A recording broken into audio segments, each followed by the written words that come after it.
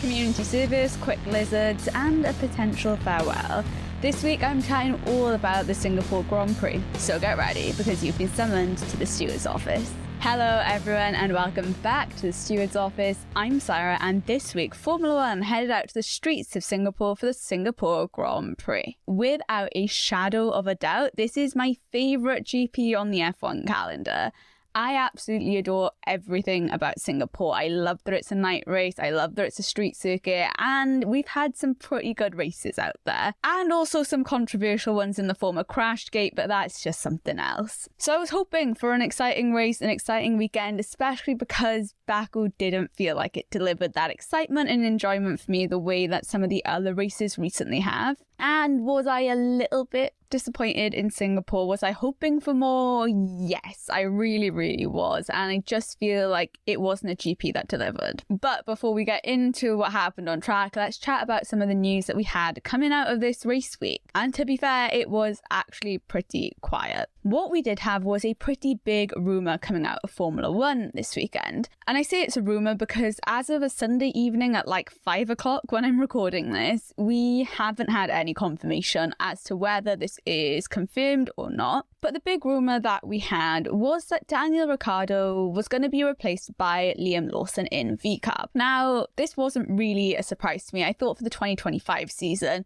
VCARB were probably going to drop Daniel Ricciardo and bring Liam Lawson in. However, what I was surprised at was the fact that these rumours and reports were saying that, yeah, Liam Lawson was going to be taking the 2025 VCARB seat, but he was also going to be taking over from Daniel Ricciardo as early as Singapore. Now, obviously, Danny Ric did not end up being replaced at Singapore. He raced out there, but when we headed out to Singapore and when we saw Danny Ric, the new rumours were saying that Liam Lawson would be taking over for him out in America at the Circuit of the Americas for the United States Grand Prix. Now, I can't lie, when these rumours first came out, I didn't put much stock in them. I didn't really pay attention to them because F1 and rumours just go hand in hand. And if I were to believe every single rumour that I heard about silly season, driver swaps, engineer swaps, teams, all the rest of it, the grid would look very different to what it does right now. But as the weekend went on, the media were mentioning it more and more. Sky Sports were mentioning it. I was seeing it on more F1 mainstream media platforms, and that's not necessarily something I always see with certain rumours in Formula One, but this was a rumour that really seemed to pick up traction. And then came all of Daniel Ricciardo's interviews in the run-up to the weekend. And Thursday Media Day, looking at his demeanour when he was doing the interviews and everything, he wasn't looking the happiest. And you can sometimes just put that down to someone having a bad day, a bad week.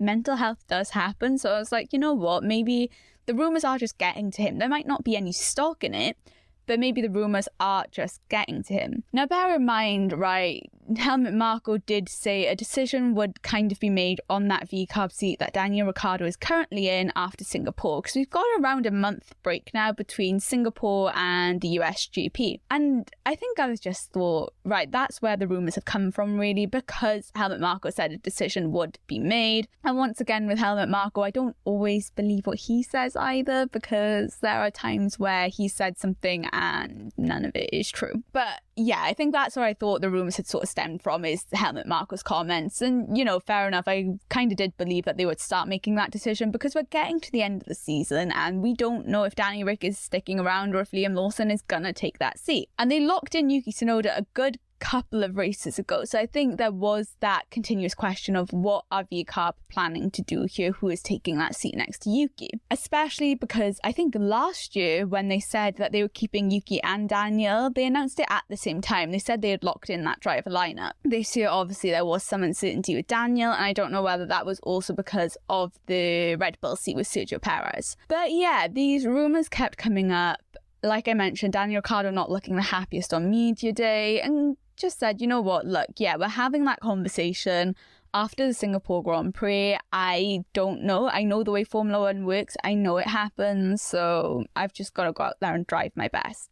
After the Singapore Grand Prix, though, there just seemed to be more and more signs that it was basically a done deal. Now, yes, Liam Lawson was out there in Singapore and, you know, he was being looked at a lot during the race. They were sort of panning the cameras to him a lot. Not unusual for him to be at a race though. He is the Red Bull and VCarb reserve driver, so fully expected he would be there. Sky Sports did keep mentioning it though, but I didn't really think much of that. But yeah, post-race, Daniel sitting in his car for quite a while, which, yeah, with Singapore, you know, you could just put that down to heat exhaustion. You know, the drivers are losing so much weight, the dehydration, the humidity.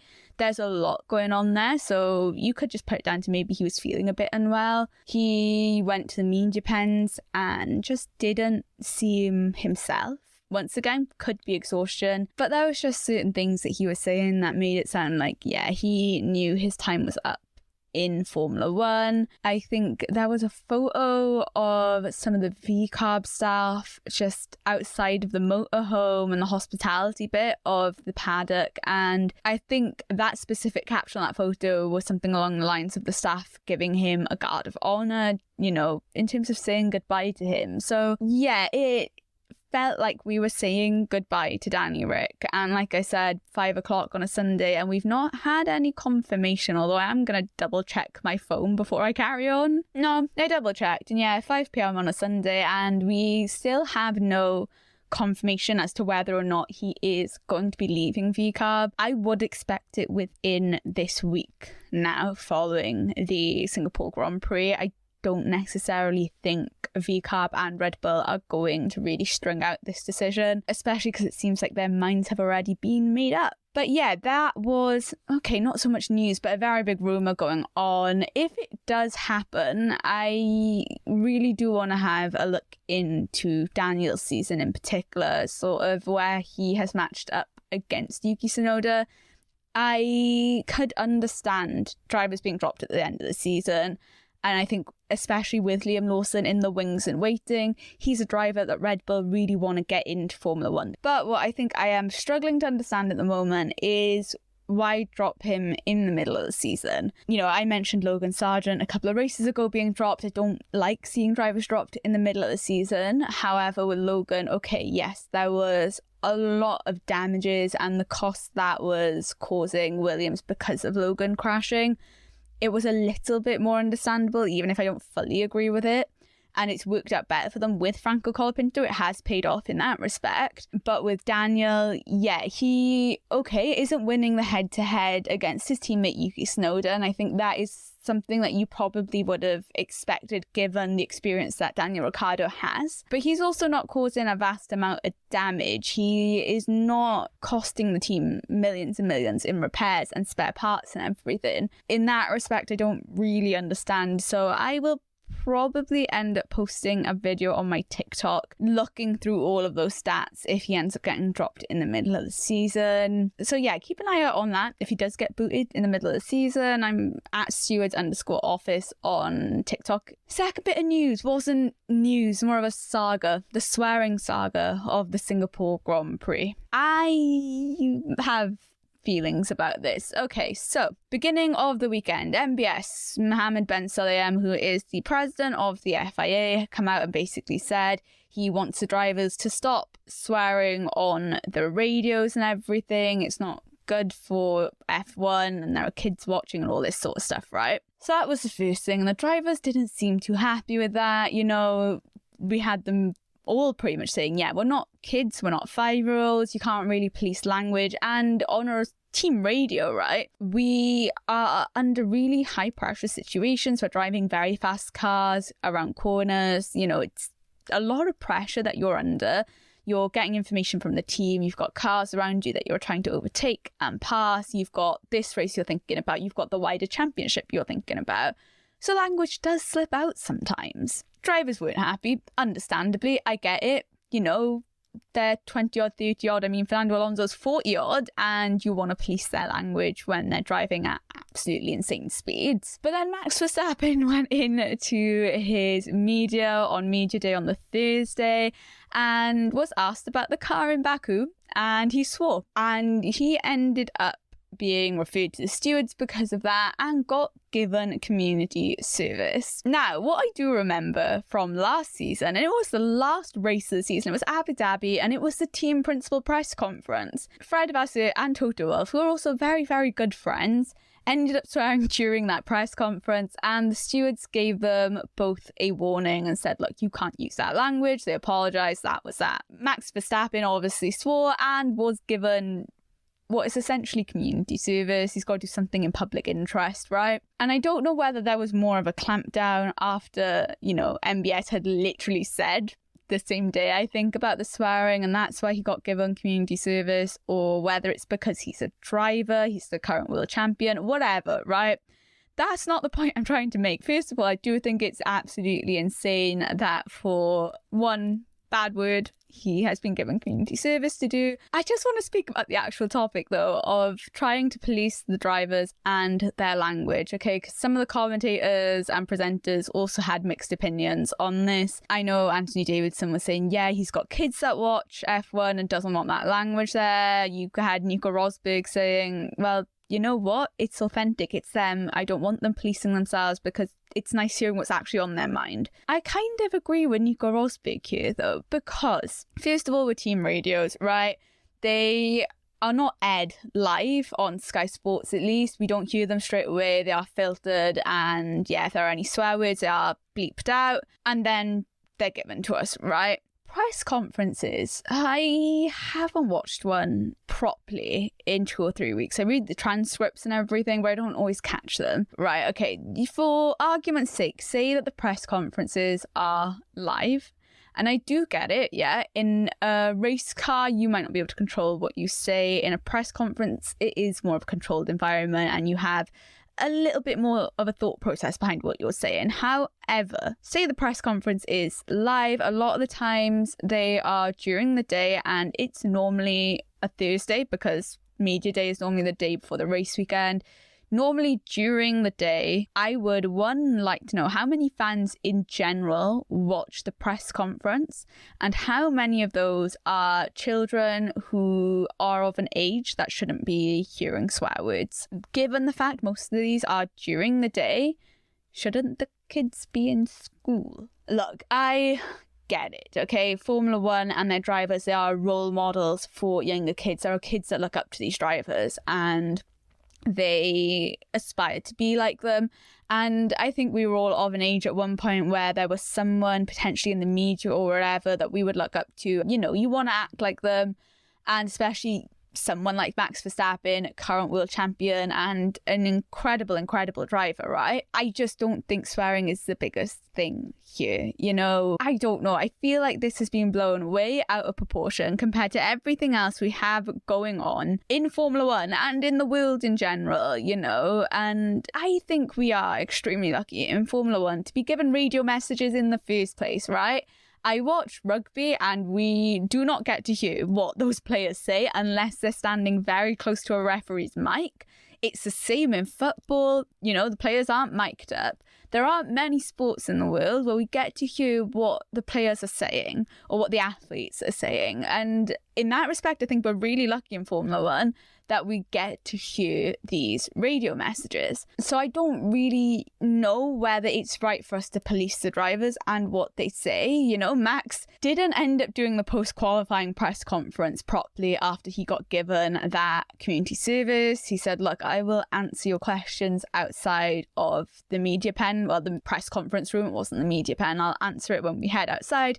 Come and find me. I'll answer anything you guys want, but I'm not answering in here. A little bit of defiance from him. I mean, even if you won't fully admit it, I think we all know that it's because of what the FIA had done and the reprimand and sort of community service they'd given him. But I don't necessarily want to completely filter the drivers and have them constantly watch what they say. Yes, there is a line if they're using slurs and anything that's offensive to anyone. Of course, there has to be a line there, and we have to clamp down on those kind of matters.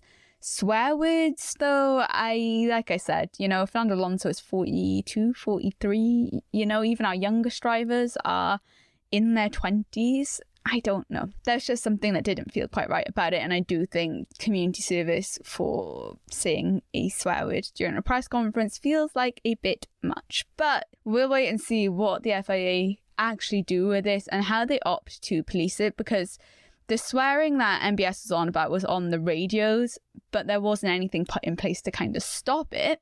I don't think it's the right thing to fully police what drivers are saying, especially, okay, press conference is one thing, but in the car, I just don't think it's right because, yeah, you're just trying to vent out frustration. We've all had road rage. I have road rage, and I am definitely not going as quick as a Formula One driver. So, yeah.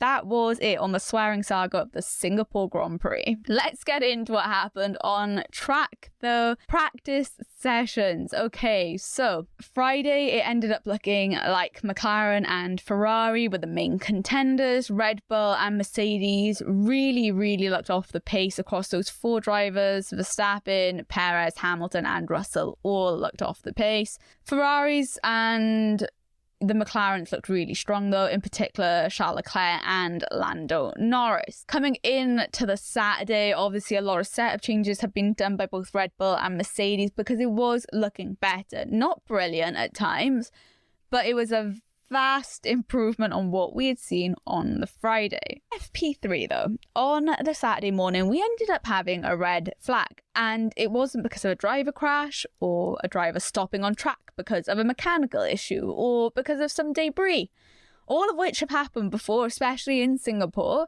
Nope, that's because of a lizard. We ended up having a red flag because there was a lizard on track that would not budge. So I had to red flag the session, and we ended up seeing 2 marshals chasing after it, trying to scoop him up and just get him off the track. We have seen lizards on track before. Last year we had lizards just running around the track, but just brilliant to see 2 marshals trying to outrun a lizard during FP3. Moving into Saturday afternoon or Saturday night in Singapore, where we had qualifying. You know, Q1 and 2 were actually quite tame. We didn't have any incidents, no issues with anyone. Daniel Ricciardo ended up out in Q1, and for a man that said he really needed to have a good race to make sure that he could try and keep his seat, being eliminated in Q1 really is not what he needed. Q2, we saw Sergio Perez out after that wonderful form that he had out in Baku. Didn't translate to Singapore and dropped out in Q2.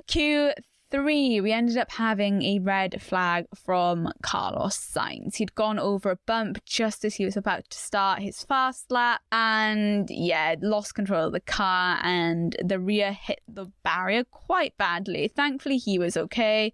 Car was fine to race the next day after the repair work, but yeah, it did end up putting a damper on pretty much everyone's fast lap. But I think Oscar Piastri and maybe Nico Hülkenberg, everyone else hadn't set a time but was on a fast lap at that point. There was plenty of time though for the drivers to go back out and put a fast lap in, but there was just no chance for a banker lap. Essentially, we had about 8.5 minutes left when the red flag flew.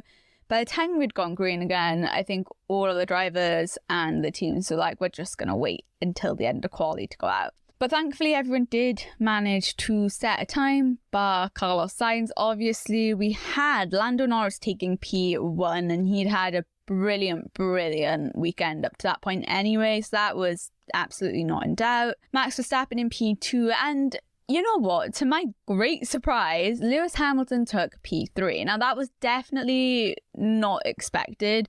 Mercedes form on Friday, not there. Saturday was better, but mainly for George Russell. Lewis still wasn't happy with the car, but it came to qualifying and yeah, really did well out there. The only other notable thing going on in Q3 was Charles Leclerc. Now, we ended up finding out it was because his tyre blankets weren't not switched on, but they weren't correct. So when the tyre blankets came off, his tyres were not warm enough and the warm-up lap wasn't enough for him. And by the time he started his fast lap, he only set a time quick enough to be in P9. So that was Ferrari starting in P9 and P10. What went on Sunday during the race though, and I did have to catch up on this. I wasn't able to watch it live. Pembrey had an amazing supercar festival in South Wales and it was absolutely amazing to go to, especially because I got to see one of Ayrton Senna's McLarens there. Absolutely beautiful car. So nice to see. But it did mean that I missed pretty much all of the race. I'm not sure where they would have been by the time I got home. So I had to catch up on the recording. Didn't get to have the data in front of me like I normally do. But to be fair, don't think I missed out on too much when I caught up, because it was a really clean race, and we're still going, I don't know how many safety car free races at this point. I want to say over five or over. We had a VSC obviously out in Baku, but we've not had a full safety car come out. I really did think Singapore was going to be the place that would break that streak, just because we haven't had a Singapore Grand Prix without a safety car. But no, the drivers were all very clean. No issues throughout the first lap. No one getting a puncture, no one bumping into anyone. Carlos Sainz did lose like 3 places, I think, in that opening lap, which was definitely not what he wanted. But I don't think there were any big moments, no race defining moments really for many of the drivers, if any. We had 2 DNFs in this race. We had Alex Albon and Kevin Magnussen having to DNF. Yeah, no safety car, no yellow flag, no double yellows, no red flag, no VSC. It was really clean from all of the drivers, I can't lie. So yeah, Singapore just didn't deliver for me. We did have some overtakes, we had some battles, but it was stuff like Charles being stuck behind the Aston Martin and the Haas. You know, Carlos Sainz being stuck behind Yuki Tsunoda for a bit. Closing stages with Charles Leclerc were quite interesting. He'd pitted way later, had fallen back behind Carlos Sainz and then had to make up those places and got up to P4. No, it wasn't P4. Actually, it was P5. Sorry, he didn't manage to get past George Russell to get P4. But yeah, there were these 1 or 2 battles. We had Perez in the start trying to get past Colapinto, and that didn't happen. Colapinto defended very well. So yeah, it was just like small battles, but nothing that was extremely exciting. You know, Lando Norris had a really amazing lead to win the race, an incredible, I think it was 28 seconds by the time he crossed the finish line to Max Verstappen in P2. So there wasn't a battle at the front, and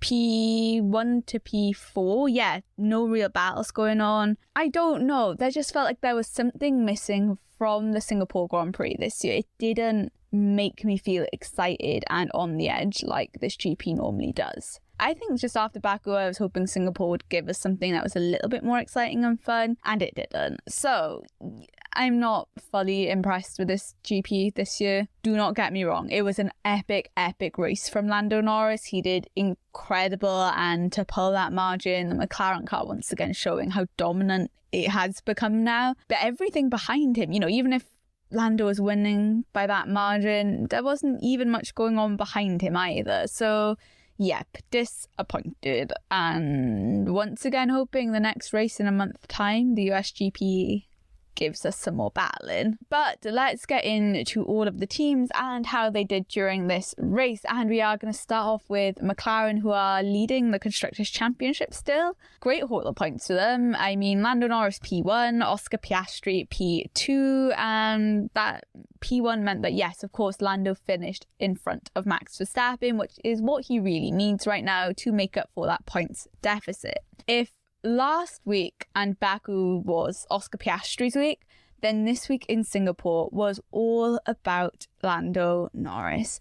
There wasn't a single point this weekend where he looked out of place, where he looked out of sync with his car. He looked comfortable, he looked confident, and I think that is the attitude you need to have. You know, he looked comfortable and confident walking in, not cocky, but he just seemed like he knew he could rely on the car. And I think that's what McLaren in general has seemed like. It's the same with Oscar. They don't look uncomfortable going into a Grand Prix weekend, and I think that's it with Lando. There wasn't any uncomfortability. I think he knew the car was there, and it's mainly on him then to perform with the car, and he did that. FP1, FP2, FP3, quali, the race. And okay, yes, there were 2 moments in the race where he did bump into a wall. At one point it was the front wing, at the other point it was the rear, and that rear hit that he had, I was worried that it was going to cause damage because it was quite a thump, but he was extremely lucky that there was no damage or no significant damage that was gonna affect his performance. 28 seconds, 26 or 28 seconds to pull ahead of Max Verstappen, to pull ahead of the Red Bulls and the rest of the field is incredible for McLaren and for Lando Norris to do. So Lando Norris did win his first ever Singapore Grand Prix, took pole position there, didn't get fastest lap. That was Daniel Ricciardo right at the end of the race, but still a really amazing weekend for him. So a weekend that I'm sure he's happy with and is definitely going to help him in the championship.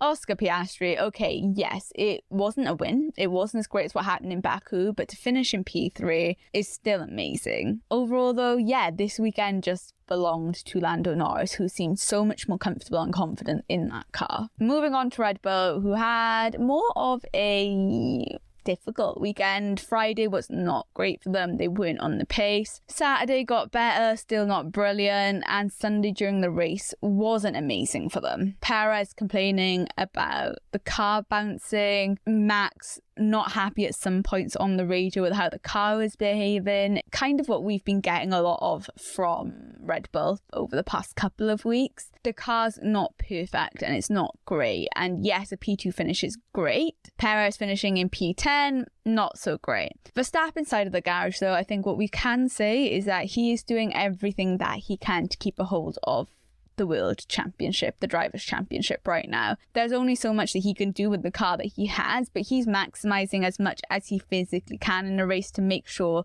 that it's just damage limitation at this point, right? And in the hopes that there will be races where McLaren won't win, where Lando won't win, and it might help him just stretch his advantage a little bit more. I can't really fault his race today. He drove extremely well for a car that I don't think he was 100% happy in. P2, like I said, still very good points, and limits that damage that Lando is doing in the Drivers' Championship right now. Sergio Perez, on the other hand, Baku had gone so well for him up until that last lap crash. It wasn't last lap, but that last stage crash that he had with Carlos Sainz. The form that he had in Baku, though, just didn't seem to carry on over to Singapore. Once again, yes, the Red Bull car is not great. We know it's been a struggle to race with and to drive, but P10 and then your teammate being in P2, not being able to get out of Q2. I know he was saying, I think it was the rear end that just wasn't behaving the way he wanted it to in Q2, but yeah, that's not great for Red Bull and the constructors, definitely, to only have 1 point from Perez's side of the garage. But in general for him, yeah, I'm sure he was hoping he would be able to carry on that type of form that he had in Baku, where he was looking very strong and fighting more towards the front of the field. Ferrari had a bit of a roller coaster of a weekend. Friday looked so strong, looked like they were going to be battling for the win. Saturday in quali came around, P9 and P10, and it was going to be hard from that point for them to fight for the points. Charles did an amazing recovery drive though, P9 got into P5, and I know he wasn't completely happy with his strategy. They left him out on the medium tyres for an incredibly long amount of time. Beginning of the race, he couldn't get past Alonso or Hülkenberg, and I think that really just stopped the progress he could have made through the field. Probably could have gotten P4 had he managed to get past those two drivers earlier in the race, but didn't happen. P5 is still great, both for his championship personally with the drivers and for the constructors. Sainz finished in P7, and I don't think that was bad considering he lost 3 places in the first lap. I think he was down in P13. They pitted him a fair bit earlier than some of the other drivers, so he had a lot of places to make up because he fell pretty much towards the back of the field, but drove a clean race, got into P7. Nice set of points for Ferrari. Not their best weekend, but I think they'll take it. Mercedes, it was a fairly middling weekend. It wasn't great. I mean, 4th and 6th place is what they got in the end. Not bad at all by any means, but there are questions to be had about what happened on the Friday. How was your pace that far off? Came into the race, Lewis was not happy during this race. They started him on soft tyres, which I don't think was the best idea, because even if they'd just done it for position during the first lap of the race, they definitely did not have the pace that McLaren did, and evidently, as we found out, they didn't have the Red Bull pace either. But the soft tyres meant that Hamilton then had to pit earlier. It did end up, I think, causing him to lose that place to Charles Leclerc when he was in P5. So an interesting strategy call from Mercedes with Lewis Hamilton. George seemed a little bit happier during this weekend, but even then he didn't seem, positively glowing with how Mercedes were doing. He just seemed a little bit more comfortable and at one with the car. But yeah, for both of the drivers, this wasn't their best weekend. For Mercedes, I don't think they're going to be too happy. Aston Martin didn't actually have a bad race with Fernando Alonso, at least. Lance Stroll did not do as well. Stroll finished in P14, but Alonso P8. They're a solid 5th in the constructors. I don't think it's going to fully matter where they pick up the points at this stage in the season, because I don't think between Haas and VCARB, I keep wanting to call them AlphaTauri, but yeah, with Haas and VCARB, I don't think they're going to be able to battle that much with them, if at all. They're battling themselves for 6th place. So whatever points they do get, it's just a bonus for the Aston Martin at this point. VCARB, yeah, I think it's hard to mention VCARB without everything going on with Daniel Ricciardo. I mean, he finished in P16, I want to say. Let me double check. P18. He finished the race in P18, but he ended up pitting right towards the end of the race so he could get the fastest lap from Lando Norris and help both Red Bull and Max Verstappen in the Constructors and Drivers' Championship. Damage limitation once again, which is what Red Bull are really focused on at the moment. So he finished P18, but it was because of that extra stop. Yuki Tsunoda, they made Yuki run half of the race, the second half of the race on soft tyres. He finished in P12, which not bad, but I don't know what was going on. What was the thought process there? Regardless, very good job from Yuki Tsunoda for getting through the race with those tyres, because soft tyres in Singapore don't tend to go well. A lot of the soft runners were pitting after 10, 11 laps, and there were only 2 of them at the start of the race. But yeah, it was an interesting call from VCARB with Yuki Tsunoda, but they got through the race. No points for VCARB, which not great, because Haas, who are battling with them for P6, ended up getting 2 points because of Nico Hülkenberg finishing in P9. Haas actually had a really good race car. Nico Hülkenberg was really in the thick of the points for pretty much the whole race. It was a very, very strong race for Haas, not the strongest race overall in the field. But for Haas, this was a good race. But yeah, Kevin Magnussen with the DNF did not help. I don't think he would have gotten points anyway, but you don't want to record another DNF. It must have been because there's some kind of damage that he picked up when he hit the wall and had that puncture. But got in his first race back after his race ban, and he didn't even manage to finish the race. Williams, like I mentioned, had Alex Albon with a DNF. Now, I am gutted for Williams because they had upgrades on the car, and they've said themselves it has been difficult to get the upgrades on the car because of the crashes that have happened throughout the season.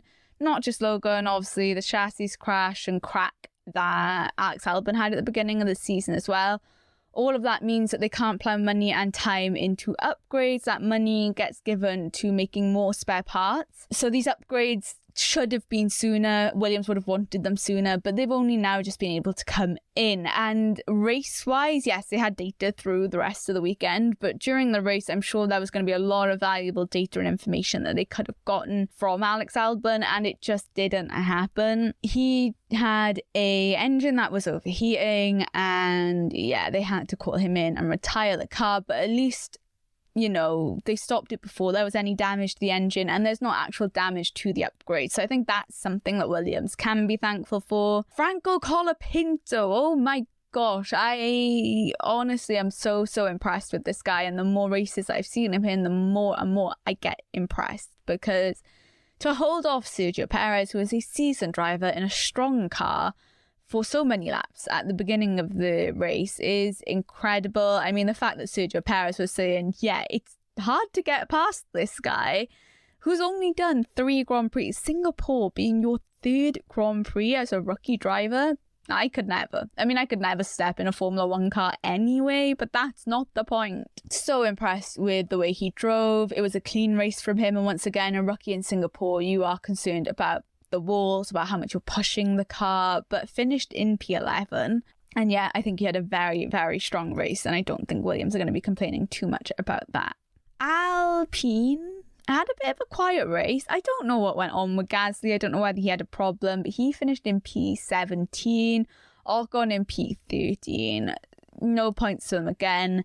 But Gasly's race is one I'm really, really curious with. I don't entirely know what happened there for him. There were points where he was just losing so many places, so I don't know whether it was a tyre issue at one point. He was on softs, I think, at the end of the race, which might have caused an issue potentially, but yeah. And then finally we have Kick Sauber, who didn't actually finish in last place this time. They were actually in 15th for Zhou Guanyu and 16th for Valtteri Bottas. Now yes, part of that was because Daniel Ricciardo did pit again, and also because of whatever was going on with Pierre Gasly's Alpine, which just didn't seem great towards the end of the race. But it wasn't last. Still no points though. Driver of the day, you guys ended up voting for Daniel Ricciardo, and yeah, I think the feeling that a lot of people had was that it was a goodbye to him. If we weren't doing it off of that, I think I would probably vote for Charles Leclerc for driver of the day. I think he had a very, very good drive. He drove very, very well, did some great overtakes to get into P5, and yeah, it was a hard strategy for him towards the end. I know he's complaining about the tyres, but he and the team made it work. Could have been easier, could have been better for them, but qualifying aside, he had a pretty good race on Sunday. So yeah, if we weren't considering everything going on with Daniel Ricciardo, I probably would give it to Charles Leclerc. We'll wait and see what happens with Danny Rick. Maybe by the time this podcast episode is posted, we will know for sure. I feel like it's going to be Wednesday, Thursday that we might hear something, but we'll wait and see. I mean, at the very least, I am expecting 2025 we will have Liam Lawson in the seat, but whether or not it's a mid-season swap, that remains to be seen. We have a month break from Formula One. It's this weird autumn break that